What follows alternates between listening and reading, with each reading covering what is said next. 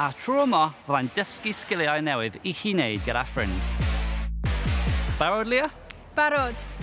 Fi yw Leah Gribiws, Freestyler Proffesiynol.